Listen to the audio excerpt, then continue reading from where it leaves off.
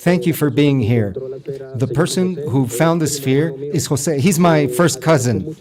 I think the presence is here so that we wake up, so that we do the necessary tests, so we do the necessary investigations and take them to the necessary labs. So I transported the sphere to my company, to Germany, and we did electronic tests on it, impedance, magnetic fields, type of static, and it did emanate a frequency 125, and it did represent an antenna that transmitted signals like a radio, which varied from 80 to 120 to 75 back to 80. It's a different type of communication that isn't seen in our radio waves. When it was delivered to me by Jose, it only weighed 2 kilograms.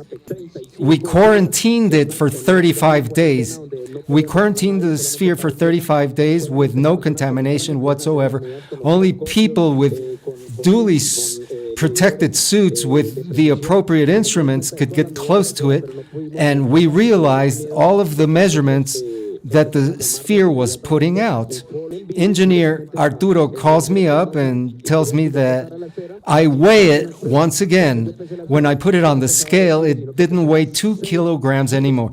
The weight had increased to 6.65 kilograms.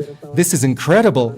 I was truly impressed because the sphere was increasing in weight. Well, the objective, as any human being, when a non-human artifact is found, you reach many different conclusions.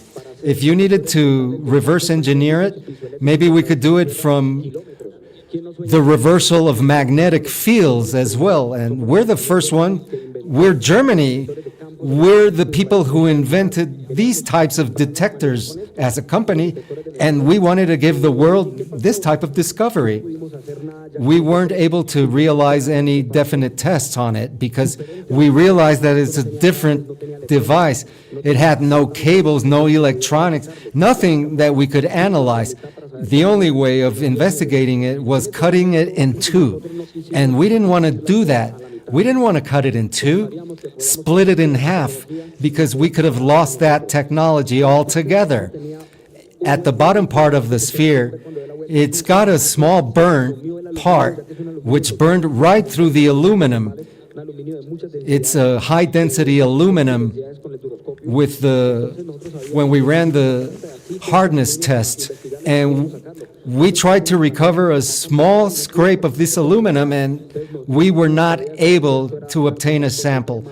He and I have an agreement from the start that all tests and investigation of this artifact will be open and will be completely transparent so that the world will know.